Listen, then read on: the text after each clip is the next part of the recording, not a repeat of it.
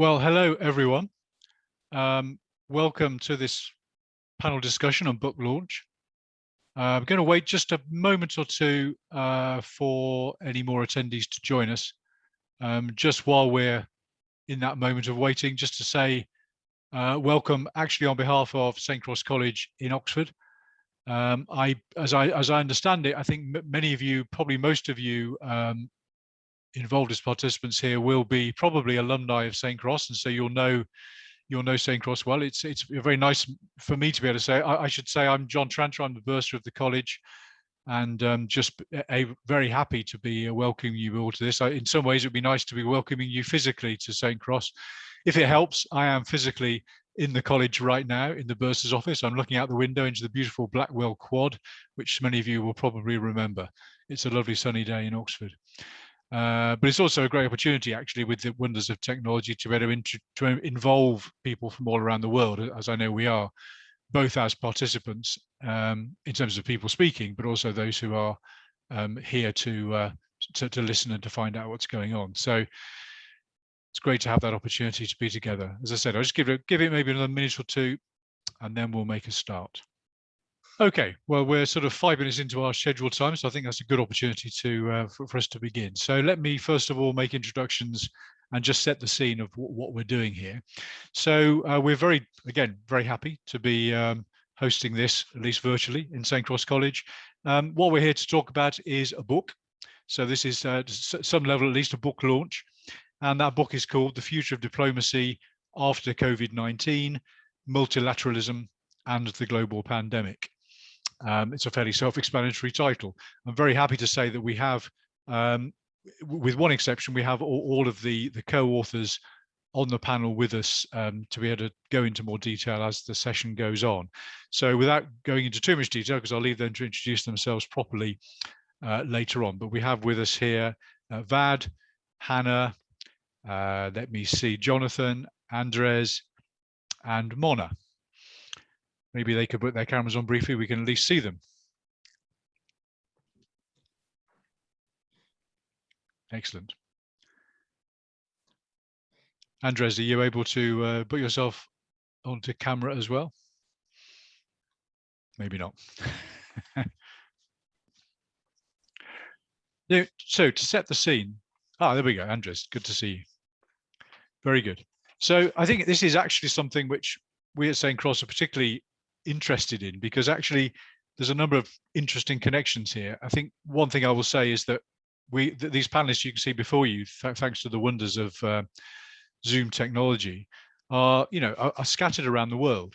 It's very interesting that we're able to do this together so easily. St. Cross, it happens, is we think probably the most multinational of the colleges of Oxford University. So in some ways that's a nice connection in itself, but we're quite used to mixing things up, both multinationally and multiculturally. And so I guess the result of this book, the fruits of this book, are the sort of thing we're quite familiar with in our college. And I think it's just a fascinating time we've all been through. It's been a terrible time in many ways, but I think this is just one of the many reflections which is being made around the world on this remarkable world-changing thing has occurred in the last year or so. How do we respond to that? How do we try and come out of that? How do we try to build better? Many of you may be aware also that here at St. Cross, we have a little bit of a contribution, which we are, I have to say, extremely proud of, to the medical response here, because one of the fellows of our college is a chap called Professor Andy Pollard, who, at least in the UK, has become a sort of accidental minor celebrity because he was one of the lead investigators on the Oxford, what we like to call the Oxford vaccine. I think the rest of the world tends to call it the AstraZeneca vaccine. And he has recently been honoured by the Queen in the UK in her honours list with a knighthood. He is becoming Sir Andy Pollard, and I think that's highly deserved for his remarkable achievements. But again, it's just another connection that in the college we're very conscious of all that's been going on. We've been very close to to some extent to the front line with that, and it's been actually a privilege to be able to get Andy's insights into the medical battle that's been going on. But here we are with another aspect, which is this whole question about this phenomenon of COVID-19 has changed the world.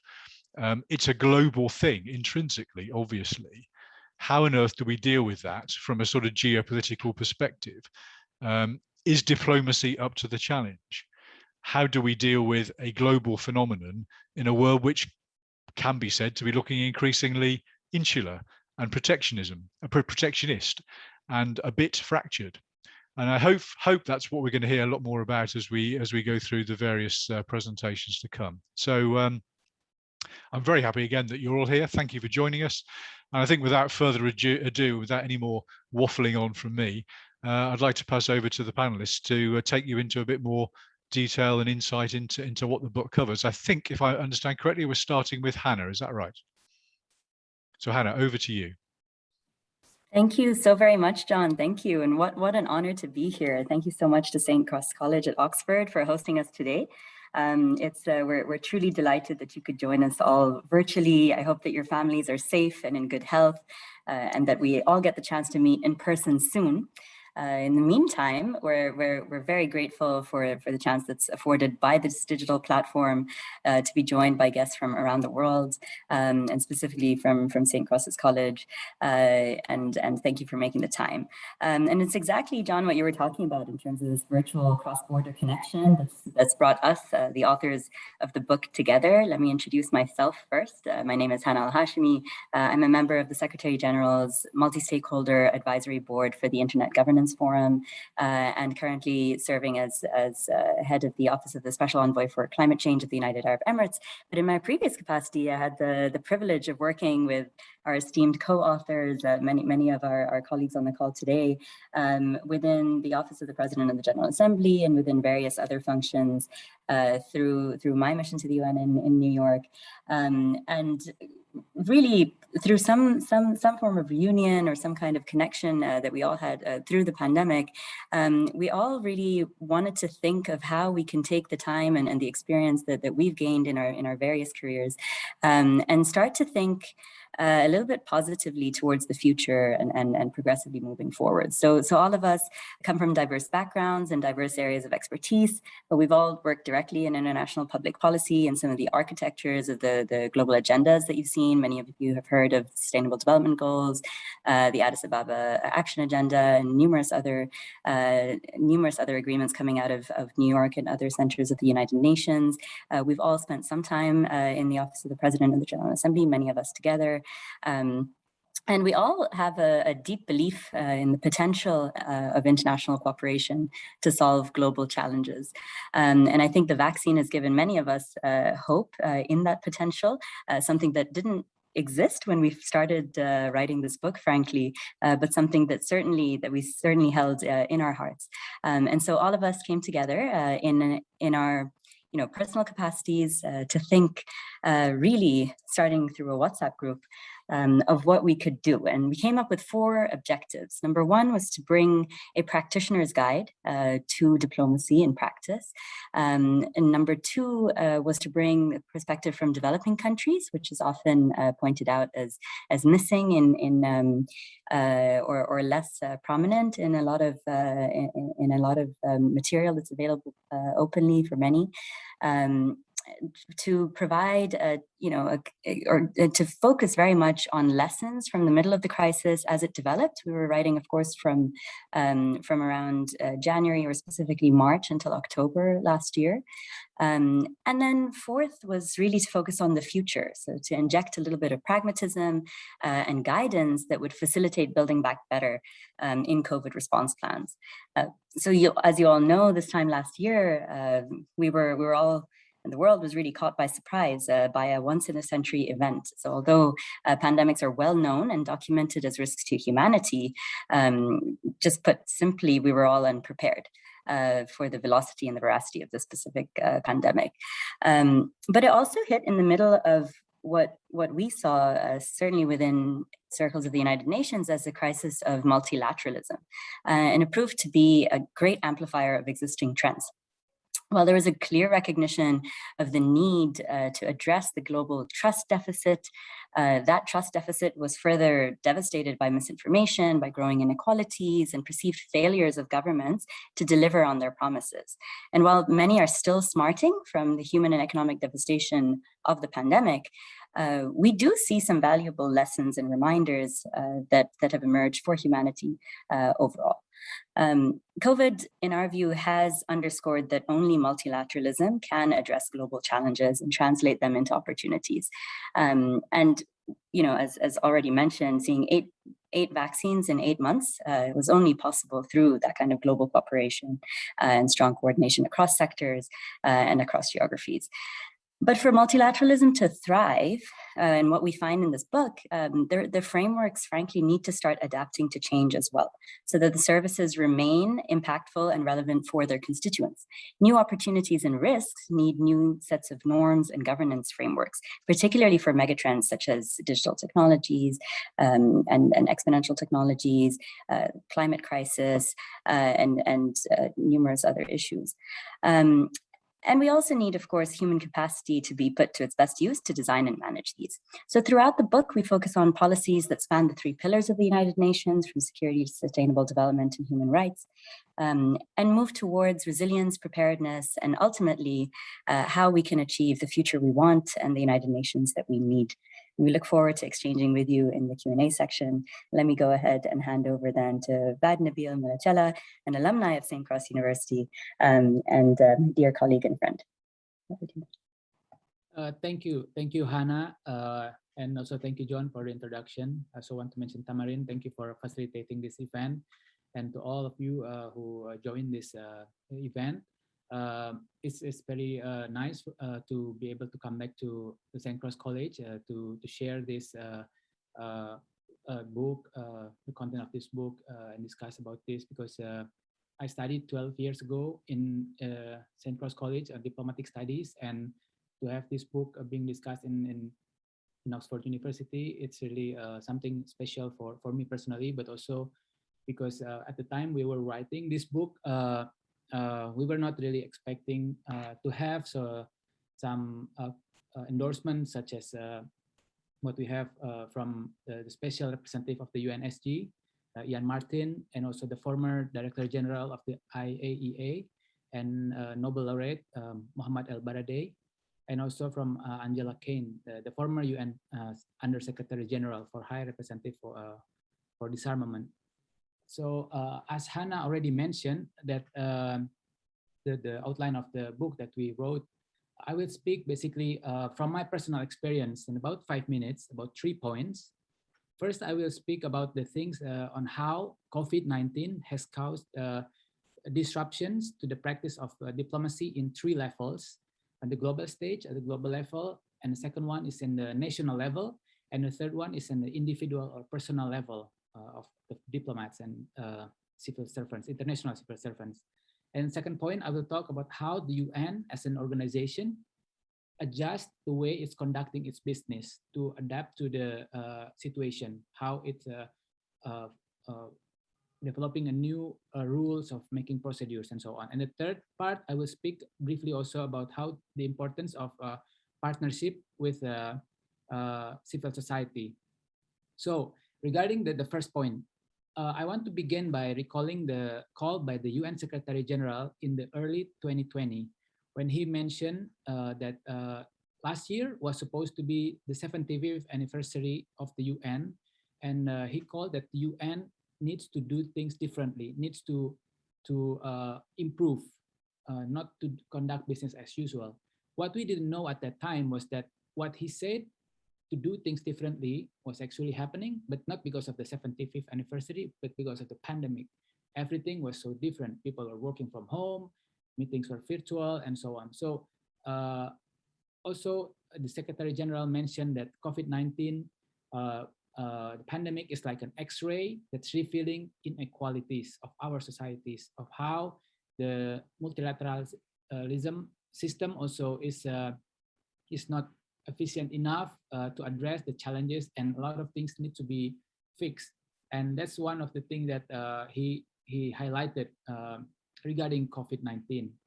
So when this book was written, at that time, vaccines were not yet found, and also the magnitude of the pandemic was not yet measured as what we know right now. But at the global level, at the global stage, COVID-19 has affected the discourse, the purpose, the substantive, the thematic debates in the UN. So a new content, a new thinking is coming because of the pandemic on how to address the pandemic and what will be the impact of the pandemic to different pillars of the UN, like the SDGs and security, peace, and which my colleagues will elaborate further in their presentation. And then the second level, at the national level, diplomacy is also in the national level, diplomacy is also affected because governments have new priorities. What are they? For example, governments needs to deal with border closures, with the limiting people movement, and how to deal with repatriation of citizens that are stranded abroad when there is no commercial flights because of the court closures. And as an example, now in my own country, in Indonesia, the peak of COVID-19 is happening.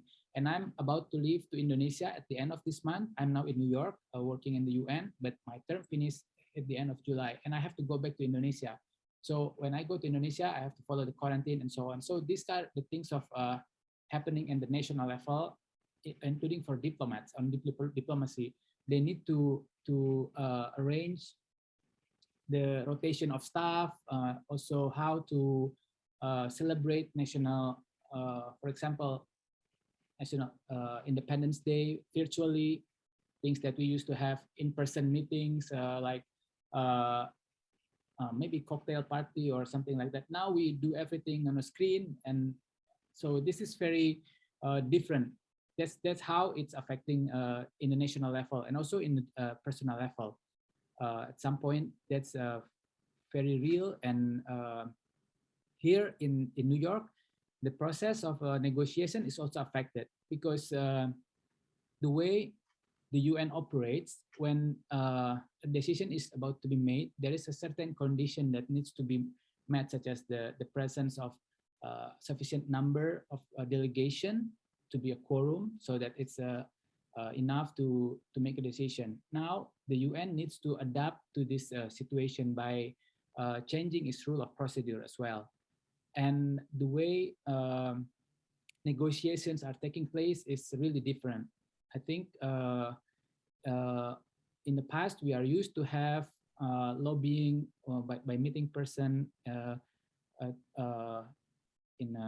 the UN, in the sidelines of the meetings. You know, we go out for lunch and, you know, have a discussion with we call it like-minded groups to arrange a strategy how to make a decision happen or how to avoid certain things. But now with the current situation, we need to adjust differently, and it takes a certain skill to navigate this new way of doing business also in the UN.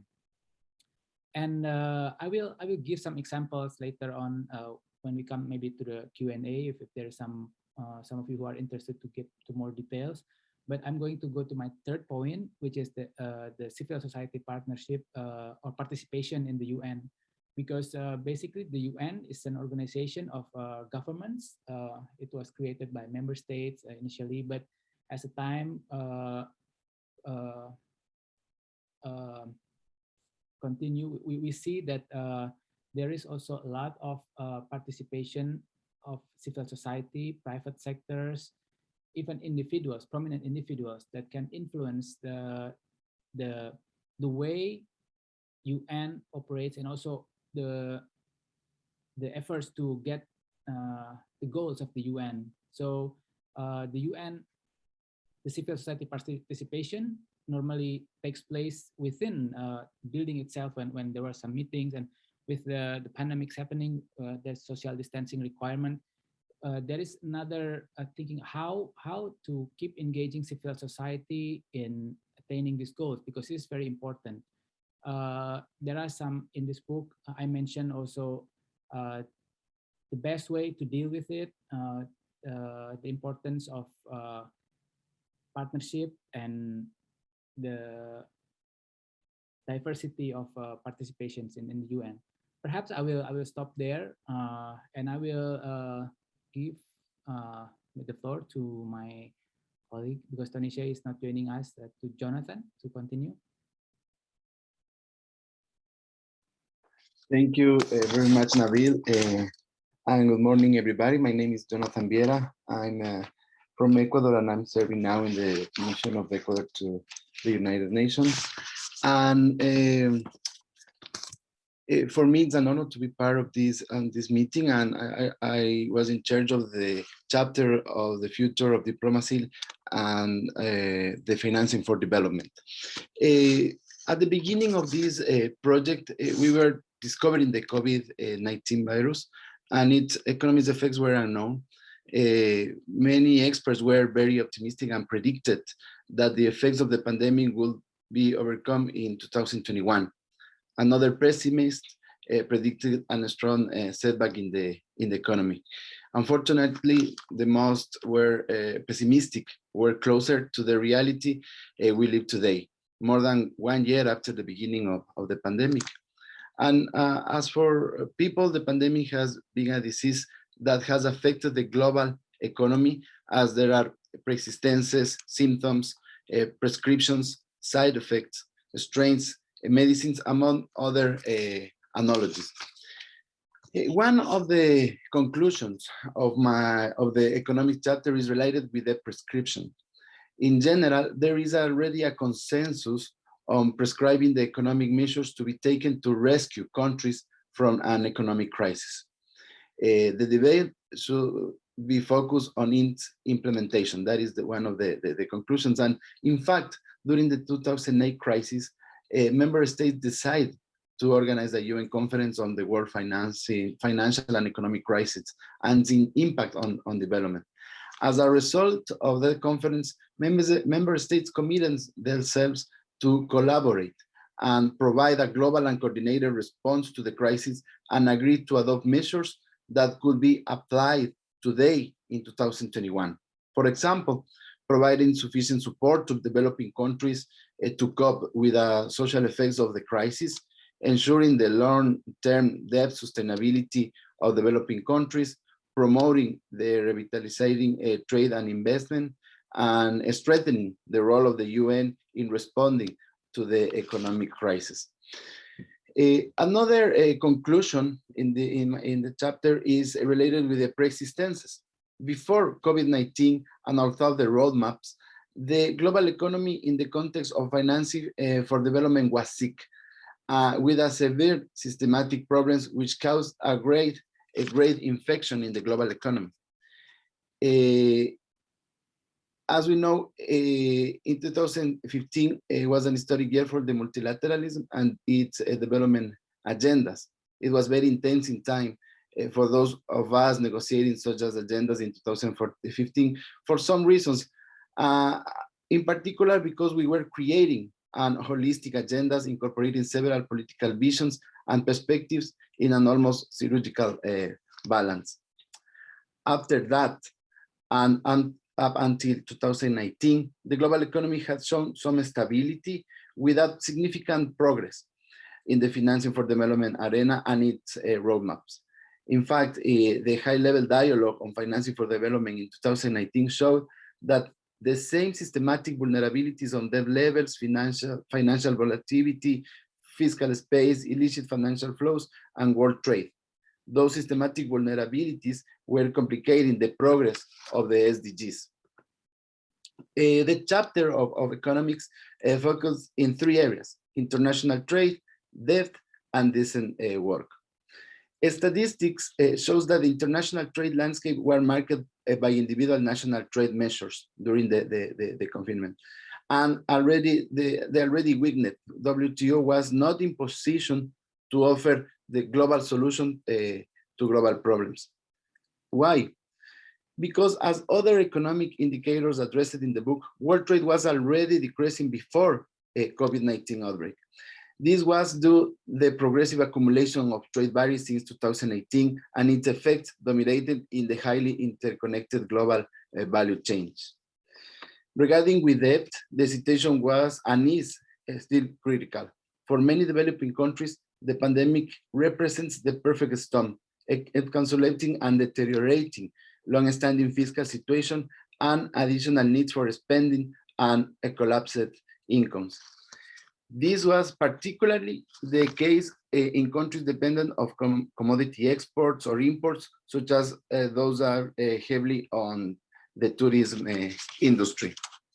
And regarding with the future of work, the worst case scenario of the ILO forecasts the loss of 24 million jobs, similar to job losses following in 2008 crisis. These numbers and these unemployment statistics have human faces, and many of them are for working women. The COVID-19 pandemic and its economic fallout are having a regressive effect on gender equality.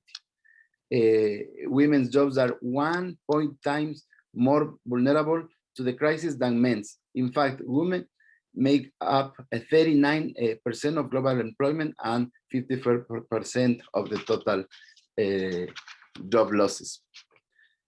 As a main recommendations for this chapter is that the economic and the financial situation are heterogeneous and requiring a tailor-made solutions that consider countries' diverse vulnerabilities.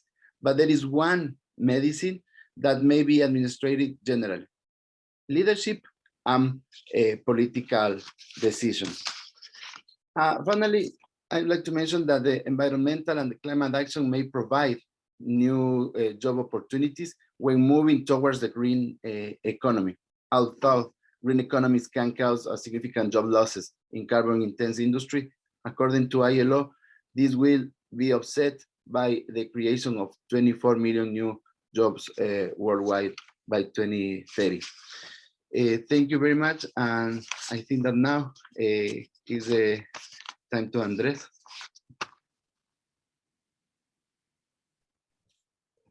Thank you very much, dear Jonathan, and thank you and the colleagues that spoke before you for your presentations. I'm really honored also to join you, and I'm going to speak. I am Andres Fiallo. I'm an Ecuadorian diplomat.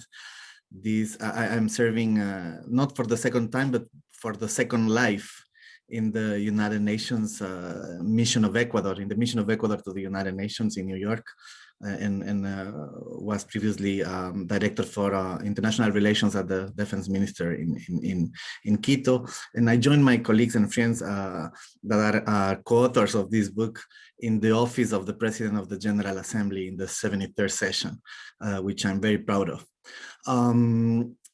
I'm going to speak on chapter 5, which is the peace and security, the future of peace and security after COVID-19. The pandemic affected diplomacy roadmap around the world. The agenda of international organizations was disrupted. The COVID virus impacted on the DNA of diplomacy, namely close contact with between peers, close human relations, corridor diplomacy, coffee diplomacy, cafes negotiations. With this, the pandemic largely shifted the field of diplomacy from the social field to the virtual connections. Initially, much was said and written about the end of diplomacy, but the error there is to consider diplomacy as a mere teller of messages, as a mere communicator of messages, when in fact, diplomacy is also a builder of message and a builder of realities. Kissinger had defined diplomacy as the art of relating between states by agreement and not by force. Others consider diplomacy as the method of influencing decisions and behavior of foreign governments without war and violence. So with this, peaceful means and the goal of peace itself are also in the DNA of diplomacy, whether it's bilateral or multilateral. Peace and security will therefore continue being at the center of the future of diplomacy. In chapter 5 of our book, we depart from the notion of COVID-19 as a force multiplier of all aspects of diplomacy. And sustaining peace is fundamental in framing the focus of our book, where peace is not only limited to the absence of disturbance and the absence of war, but rather the presence of justice, freedom, and development. And this point is very well is streamlined also in the chapter from our colleague who's not here today, Tony Shea. The book looks at many elements, and I'm very happy in the section of questions and answers to address them, but I'll focus today in 2 points. First, the question of, was the United Nations ready before the pandemic? And second, what do we need to be future ready? So, was the United Nations ready before the pandemic? It is very important to mention that 17 years ago, the United Nations was already addressing the global vulnerability to new infectious disease. So this is not something new for the UN. In 2004, the report of the high-level panel on threats, challenges, and change by Kofi Annan addressed the international security threats posed by the potential natural outbreak of an infectious disease. In its conclusions, it actually went to the detail. It prescribed the interaction needed between the Security Council and the Director General of the World Health Organization. But what happened 17 years later? We had the outbreak of the pandemic, and the Security Council was not able to adopt a resolution on COVID-19 until July 2020. So only 1st of July 2020. So only 4 months after the outbreak, the Security Council was capable of adopting a resolution that in a different context would have been adopted within weeks or even days. Here, I need to acknowledge also an important role by the United Kingdom in adopting and presenting and having the Council adopting in February 2021 a second resolution, 2565, on the access of the vaccine in conflict zones. But I go back to the panel on threats, challenges, and change. Another of the conclusions from the panel was the deterioration of the global health system. And this panel called for a major initiative to rebuild global public health. Obviously, today we know that the UN was ready, but the member states, we weren't. My second point is, what do we need to be future ready? Okay, we need to strengthen preventive diplomacy and culture of peace, which is the focus of the current Secretary General of the United Nations, Antonio Guterres. We need a more equitable world order with the human being at the center, and this is the role of all the international community, civil society, academia, every single country, and local government. This is a role of every one of us. People need to put pressure through democratic means on their own governments to halt also armed expenditures, in particular nuclear weapons. When you see that with 1 year of maintenance and modernization of nuclear weapons, you can budget 20 years of operation of the WHO, then we need to choose our priorities. And then I think in the book, we mentioned that we need a regular review of non-military international peace and security threats. And I noted that my 5 minutes are gone, but I will just conclude on the 2 other elements, which are multilateralism and peace and digital cooperation. So I can also in the segment of question and answer address the toolkit, digital toolkit of the United Nations, which was elaborated before the pandemic, and which underlines the special role of digital tools to address sustaining peace, post-conflict situation, etc. And I'm very proud and honored to now give the floor to my dear friend and colleague, Hana Alhashimi, who was also the coordinator of our book. Thank you very much. Thank you so much, Andreas. Thank you for the great presentation, and thanks so much to Jonathan and Vahd Nabyl as well. It's really been such a privilege to coordinate this project and to coordinate with such esteemed colleagues with such a rich experience, and that of course includes, well, be followed by Mona for the very strong conclusion of our book that speaks about how the future, we believe, is multilateralism, and that brings her deep experience from multiple years in the UN to present that in the most articulate way I know. But in the meantime, I do want to do a little bit of justice to our colleague Tony Shea's chapter on sustainable development, because I think it ties in very well with what colleagues have been speaking for, particularly because the pandemic hit in the context of the end of the first sort of 4-year cycle of the Sustainable Development Agenda, the 2030 Agenda. And at a time where really, as my colleagues have laid out, we did see a mixed picture of progress. So looking specifically at the SDGs, governments had integrated them or just finished integrating them into their national planning and reporting cycles.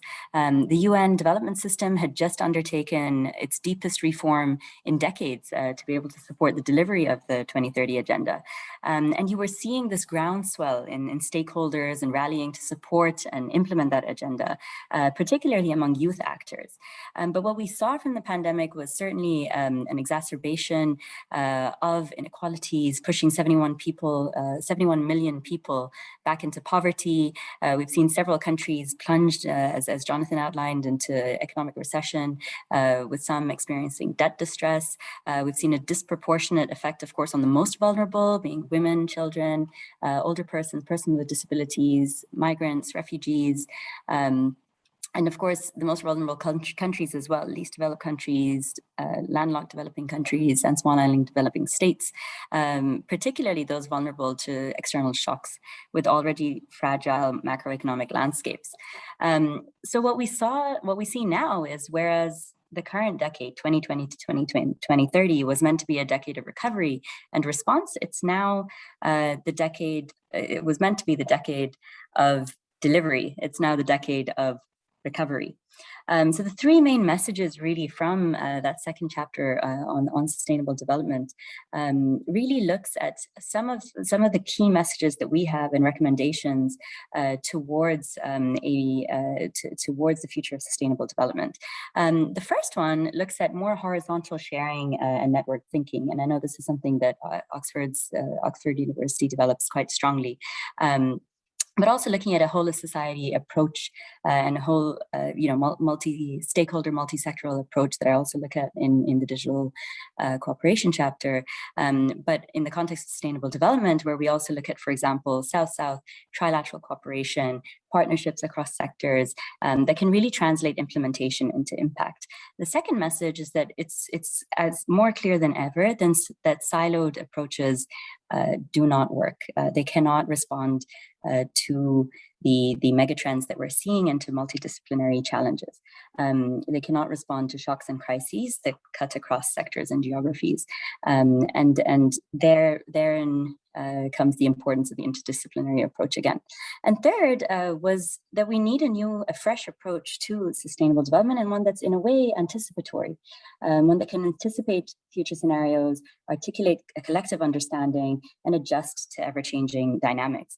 And really, I think Tony has a brilliant way of bringing together how really what COVID has done is brought a new meaning to resilience, and calls for a future of sustainable development that is manifested with resilience manifested at the individual, community, cities, institutionals, and national and global levels. I think one of the promises that many turn to in terms of what we can look forward to deal with, or what we can use as a tool to deal with ever more pressing challenges globally is technology. And so I would like to briefly touch on my own chapter, The Future of Digital Cooperation, because really technology itself, of course, we know can be a force multiplier for good, with, of course, opportunities also to do great harm.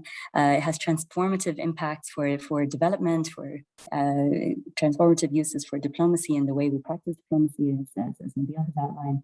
It served as a lifeline in pandemics, allowed many to continue their education, including many on this call, as well as their works and pursue lives and livelihoods. However, what we're finding is that really the governance challenges continue to grow, in addition to actually the developmental challenges. So before COVID in 2019, half the world was still offline. And if we look at kind of what it means to really have access, in its multidimensional aspects, that's including reliability, affordability, relevance, and connectivity, then that number would be much higher. But there's, of course, also growing challenges of privacy, particularly when it comes to aggregated data and who owns data and how that's used, and how, increasing questions of, for example, even the right to be forgotten, security concerns.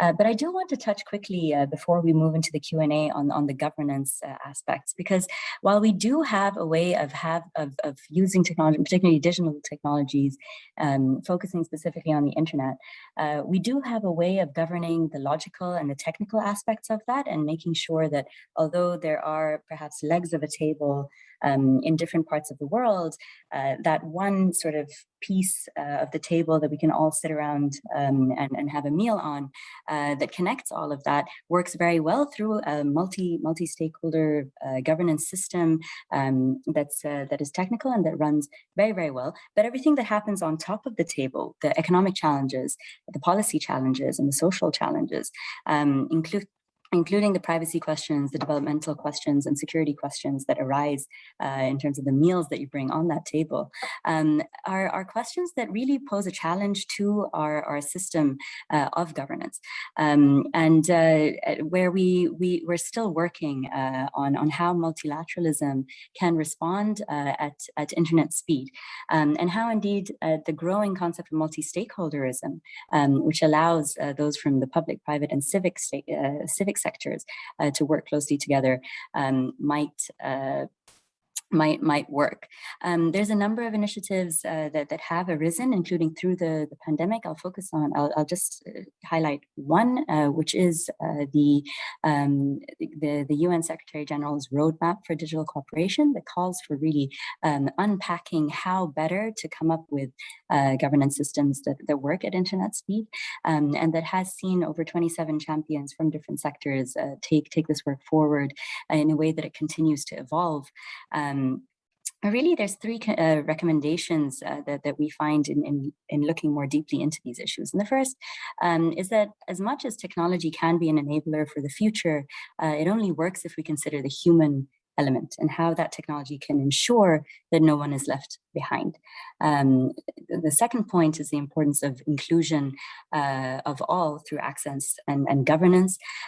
So the future of digital cooperation has to include voices from all over the world, particularly developing countries who are often left out in that dialogue. And the third is that technology can really be an avenue for agile international governance.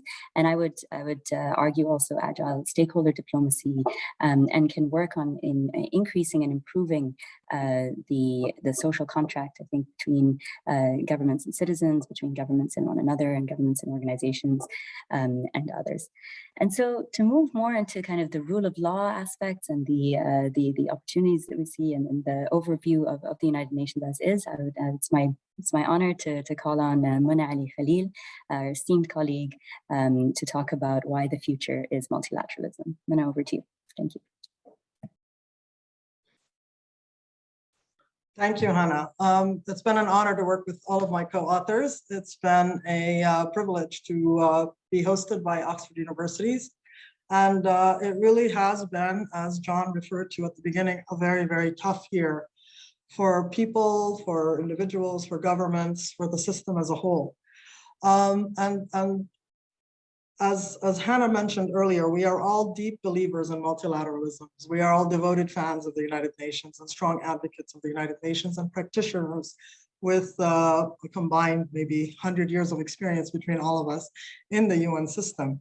And so our belief doesn't come from a sense of idealism or a sense of, you know, a flower child dream of peace on earth, but rather the recognition that multilateralism is indeed a commitment to the self-preservation of the planet as well as of humanity living on the planet.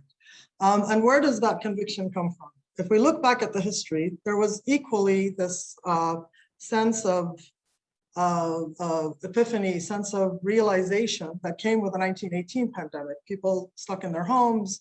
Of course, without the benefits we have today, we're stuck in our homes and masked and socially distanced, but we don't have the technological advances like Zoom and email and WhatsApp and phone calls that we can check on our loved ones, but also to keep the governments and the intergovernmental processes intact.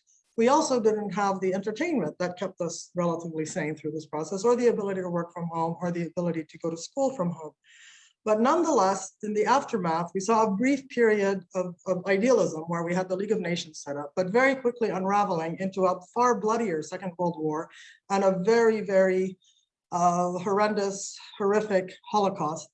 And these, the toll on the human species of these acts convinced some of the most realpolitik individuals, the founders of the UN Charter, of the need for multilateralism in its three pillars that remain today: the peace and security pillar, the human rights and rule of law pillar, and the sustainable development or social well-being and advancement, as they called it at the time. So we look back at that century, and what do we see? We don't see a fear of the 50 million who died in the pandemic or the dozens more millions who died in the war, but we see this kind of pride in the establishment of the UN, this pride in the establishment of the Geneva Conventions, this pride in the Declaration of Human Rights. And yet, at the beginning of the 21st century, what we see is a movement away from these as sort of idealistic, unrealistic, some people call it quaint tools, when in fact they are what have kept us away from a Third World War, what have enshrined the individual as the center of the international architecture, as Andreas has noted. And it has been the means by which we have been able to address issues that cannot be addressed no matter how powerful one country is. They have to be addressed internationally, such as counterterrorism, such as pandemic, such as nuclear proliferation, such as climate change, which is the ultimate existential threat to all of us. And again, as in 1945, when the member states did this as a matter of self-preservation, not as a matter of idealism. Similarly, in the 75th anniversary last year, we saw nations come together, heads of state, heads of government come together, and again, recommit to the basic values and the basic principles of the UN Charter. Again, not as an act of idealism, but as an act of self-preservation, recognizing that the threats, the challenges to our dignity, to our peace, to our security, to the sense of human worth even, is under attack. If we look back, I mean, the record for the beginning of the 21st century is quite ugly. We started with a 9/11 terrorist attack, then an aggression by the US and UK in Iraq, then a Russian invasion in Ukraine, chemical weapons in Syria, genocides in Darfur, Myanmar, and everywhere else, and an unparalleled savagery of ISIS. So it really was a rather, we can't call it the rule of law, we call it the erosion of law, or we call it the deviation from law, we call it the abandonment of law. So when in the 75th anniversary, they recommitted to the multilateral framework and to the rule of international law, again, I say it's an act of self-preservation. Even then, it was a rocky road. It took 4 months for the Security Council to act. The General Assembly was far more efficient, and yet all it had at its disposal is a set of recommendations. Acting under Uniting for Peace, they could have taken collective measures with greater force, given that the threat of veto in the Security Council was preventing the Council from fulfilling its responsibility. The Secretary General stepped up in the absence of leadership in the Security Council and did indeed put forward a proactive initiative, a rare proactive initiative, whereby he called for a ceasefire for humanitarian purposes to allow relief to enter conflict zones. And when he showed that initiative, it showed that the Secretary General does not have to follow. He can lead, and we'd like to see more of that leadership, more of his use of Article 99, more of the General Assembly using Uniting for Peace and emergency special powers, and more of the Security Council realizing it doesn't have the discretion to act, it has the duty to act, to prevent all threats to peace and security, not just conflict-driven threats, but all threats to peace and security, especially where mass death is at stake. This includes pandemics, this includes mass atrocity crimes, this includes genocide, and of course it includes war, whether it's intrastate war or interstate war. So let us turn to these expectations and hold the organs of the UN and ourselves as member states and as individuals of civil society accountable to this more proactive, more efficient, and more effective, hopefully, United Nations. Dag Hammarskjöld once said the UN was not created to take mankind to heaven, but rather to save it from hell. And if the UN 75 declaration is put into deed and into action and not just words on paper, we will have a turning point back to the charter, back to the vision of the UN as a harmonizer of action and a center for action, not just to respond to pandemics, but to all threats to peace and security, to protect civilians from terrorism, to save people from genocide, to defend nations from aggression, and to preserve the planet from climate change. So indeed, our survival depends on the fact that the future not only is, but has to be multilateralism. Thank you. Thank you so much. It's now my pleasure to move to the Q&A segment. So I'd really like to invite our audience. We have about 20 minutes to invite our audience to put some questions in the chat. And while those are coming in, I'll post the first question to Nabil, which is, Nabil, could you share with us, I mean, we focus a lot on the negative, but could you share some positive practices that came out of the pandemic? Yes, thank you, Hana, for this question. Basically, I think the best example or best practice that we can get from facing the pandemic, I want to mention two things. One is the flexibility of the UN in adapting to the situation. So I want to give an example. Last year, the UN, the General Assembly, adopted a resolution number 74/544 entitled Procedure for Taking Decisions of the General Assembly During the Coronavirus Disease. Essentially, this resolution allowed the UN to take decision through a mechanism called silence procedure. It means that the decision functioned through a president of the General Assembly proposing a decision and give opportunity to all member states 3 days to comment to it. If there is any objection, any comment, then it cannot be adopted. So that is very sensitive process, but at least it is showing a flexibility of how the UN can adapt to the situation to keep working, although no in-person meeting can take place. This kind of feature is something that we learn, not we are going to get it if there was no pandemic. And from March to August, when this system was taking place, more than 70 resolutions and decisions were managed to be adopted by the UNGA through the silence procedure. So what I want to say is that we learn how to adapt and to the current situation. I hope this feature can be maintained, that we are not vacuum because situation that's challenging. And the second point that we can learn from the pandemic is that to focus on risk reduction, because disaster can happen anytime. It's something that I'm as an Indonesian also feel when we were hit by tsunami in 2004. It was the biggest natural disaster, but at that time. And what happened after that, we invested a lot in a system to prevent the risk reduction on disaster. So I think what we are already investing at the moment for the pandemic response, something that we need to preserve after the pandemic can be solved. You know, when everything is returning to normal, let's not forget too quickly that something like this can happen again in the future. So that's perhaps my answer. Thank you. Thank you so much. Thank you so much, Vahd Nabyl. Let me pose the same question to Jonathan while still waiting for questions to come in the Q&A section. Jonathan, what are some positive practices that you've seen come out of the pandemic? Say that quickly 5 times, the PTP. Thank you. Thank you, Hana. I think that COVID-19 has shown us that beyond technicalities, it's possible to implement policies that overcome the systemic problems on the global economy. I consider that an exemplary case is related with policies on debt relief or national policies for activation of the economy. All these aspects should be analyzed by the international community to accelerate or recover the implementation for the global objectives. For example, the future of post-COVID diplomacy should require a neutral forum for inclusive dialogue. The steps taken to address the debt crisis in the context of the pandemic should be a starting point for discussions on more comprehensive options toward debt sustainability and the achievement of the SDGs. I think this is one of the positive issues that we could rescue from the pandemic. Thank you.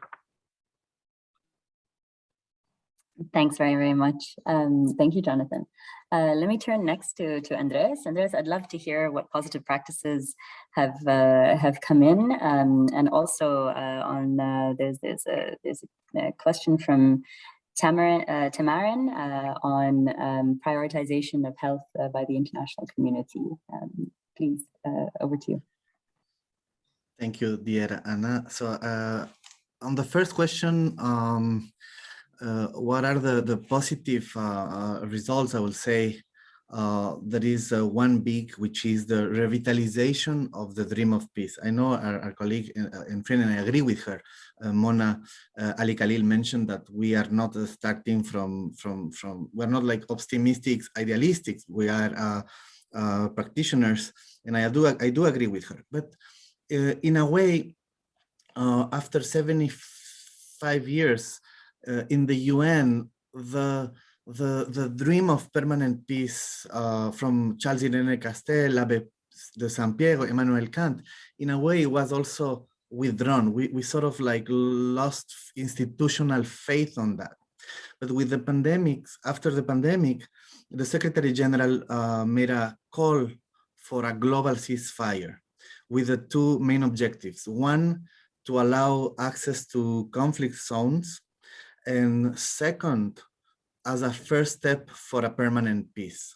So we reinstitutionalize this goal that we might not achieve, but we need to pursue. On the second question, how hopeful I am on the prioritization of health over armament. I am hopeful because I think we are learning, our governments are learning, our people are learning, our academia, civil society.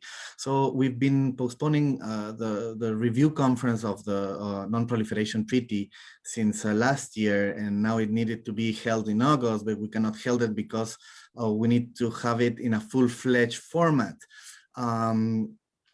And now also we have the treaty on the prohibition of nuclear weapons, whose first meeting of the State Party will be held in January. So now I think is the time for all of us to put pressure in our governments, in our countries, in our academia, and with the help of our civil society to prioritize health over armament. There's no stronger weapon than a vaccine, for example. So I really thank you for that question. Thank you, Andres. Thank you so very much. I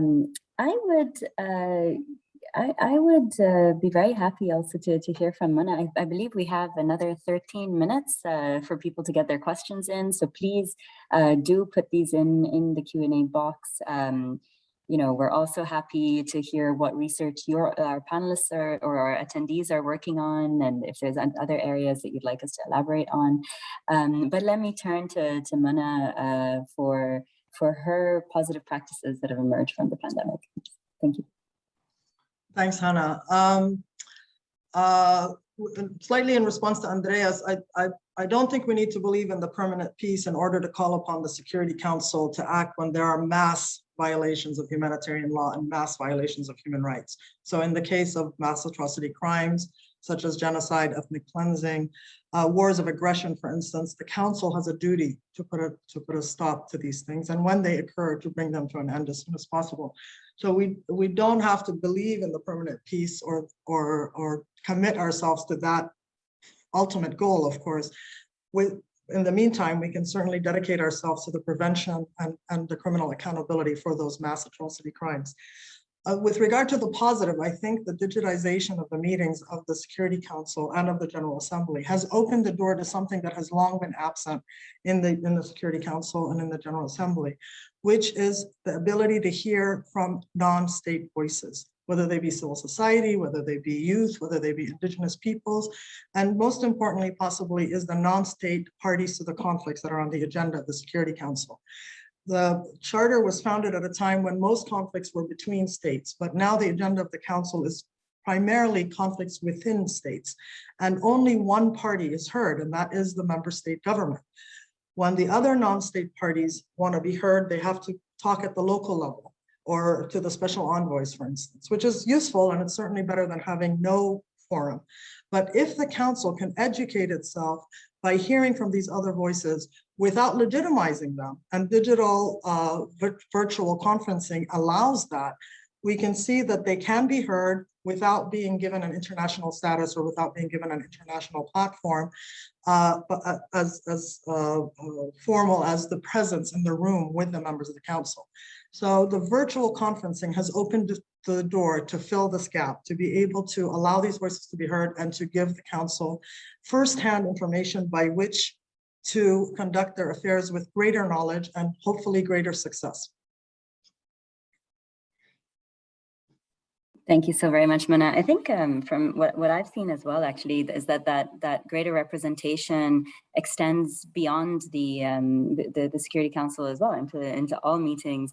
I think I've seen a much better geographical and gender balance in a lot of the events that we've done or seen or participated in every sector, whether it's the digital sector, the development sector, human rights discussions, which I think is essential, because that principle of representation that the UN in a way runs on is so important and is actually empowered in a way by digital technologies. And I think that's a practice that we're not hopefully not going to lose. So as we're emerging now, we're seeing more and more hybrid platforms being used, where within the climate discussion, we still have a question of how to make decisions with such platforms, and whether you can have sufficient representation, particularly in that context of half the world still being online and not necessarily having a reliable access to these discussions. But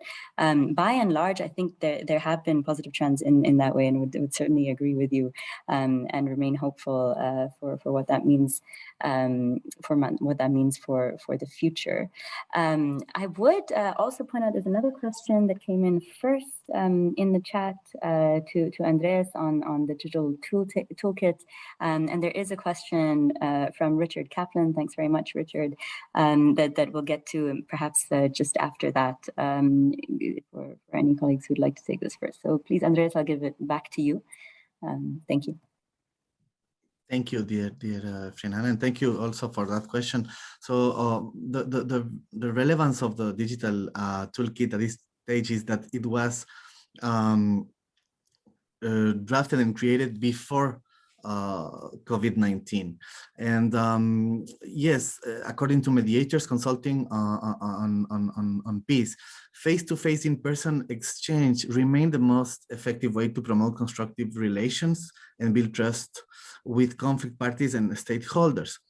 Nonetheless, because of reasons like time, security, financial costs, also mediation teams sees digital technologies as an important tool, and sometimes the only tool in some zones. The very relevant point to answer to that is that I have shared the webpage with so that you can deepen on the investigation on the digital toolkit. But the point is that COVID-19 proved that actually we should not feed on digital technologies as peace enablers. We need to use them. Thank you. Thanks very much, Andres. I couldn't agree more. And I would also take that further. So we need to use them, and we need to find better governance mechanisms for them. I think there was a great analogy given by a colleague for this debate that has been there for a while on governance of the internet space, right? Like on what business governments have in the governance of technologies that arguably they don't understand, according to those who create the technologies. But the analogy given was that, well, in the time when automobiles were becoming more and more popular, and there was question on the governance of seatbelts and the need to put in seatbelts, there wasn't that much of a concern about how seatbelts would stifle innovation in the automobile industry. And I think that was something that the UN Tech Envoy quoted, and I think it was a very good point. What we also saw in the pandemic is, of course, perhaps cyber criminals were the most equipped to work from home. So we saw perhaps a 250% increase in cybercrime around that time. So I think that governance question becomes more pressing. And so I'm hoping that those in the audience do help us to think through more agile systems of working through multi-stakeholder governance in the internet space as well. Nabil, I would like to pose Professor Kaplan's question to you. I think it's an excellent one on how to address declining support for multilateralism for those who haven't drunk the Kool-Aid or are not part of the choir. Please go for it. Thank you, Hana, and thank you, Professor, for these relevant questions. I think what can be done to enhance support for multilateralism, I think what can be done is that we need to show more what is the relevance of the UN to everybody, not just to a level that's not felt by common people, but bring the examples to what people really see, what they really feel. And I think education is one thing. By giving education, I mean not just through formal education, but through media, through broad spectrum of education, that to make people understand that in the world we are not alone, that we depend on each other, that everybody needs each other to survive. So again, multilateralism is a term that is not very common to everybody. Maybe for people in specific field of education or profession, it's common. But to people in the street, we don't really speak about multilateralism. They use different words to the same meaning. So I think to make it relevant, to make it known for everybody, that's what we can do. And the more people understand about it, the support will be there. Thank you. Thank you very much. Thank you very much, Nabil. I think very relevant to talk about education in an educational institution. That's excellent. I think, actually, thank you for the response, Richard, who agrees strongly with the emphasis on education, especially for young children who have little knowledge and understanding of multilateral organizations. And I would actually also say that maybe there's some work that can be done for multilateral organizations to understand better also the priorities of the younger generation and respond to that. I think a case has been made for actually the potential of big data to help with that and to help with that social contract piece. But I'll geek out on that with you, hopefully in person, Richard, next week. Mana, how about over to you on this question of multilateralism? Thank you, Hana. Very quickly, I think, like I stated in my remarks, it's not a question of appealing to the calling or to the idealism or even to the morality of the international multilateral legal and political framework, but rather to the utilitarian aspect, the practical aspect, the pragmatic and the self-preserving aspect of it. Take the vaccines, for instance. As long as we have surges in countries and new variants emerging, none of us really are safe. Even the countries that have seen great progress have now suffered a setback because of the new variants. So it is in our interest to work together on a global level to ensure that everybody has the vaccine so that we can put an end to the disease and its ability to bring forth new variants that threaten us all. So that's one very sort of practical life and death example. Another, for instance, is the financial one. 2 days of war in Iraq cost more than 2 years of the International Criminal Tribunal and the various ad hoc criminal tribunals. It's far easier to prevent violations of humanitarian law than it is to have to deal with them and the consequences thereof. On a purely financial level, when member states take a look at the pocket aspect of it, the out-of-pocket of war is far greater than the out-of-pocket for peace and for justice. So there are very utilitarian and very non-idealistic arguments that can be made. However, what we need is a return to the realization that it was that the consequences of deviating from these human rights and laws is actual war, is actual genocide, is actual loss of dignity and life of innocent civilians. And that isn't something that we should have to learn again. Thank you so much, Mana, for that powerful intervention. I think we're almost towards the end, but I would love to have a quick lightning round for all my dear colleagues. And I would just ask what your #1 message is for the future of diplomacy. I'll take the chair's privilege of stealing the first one, which is, at least in my perspective, I think the most important principle would be inclusion.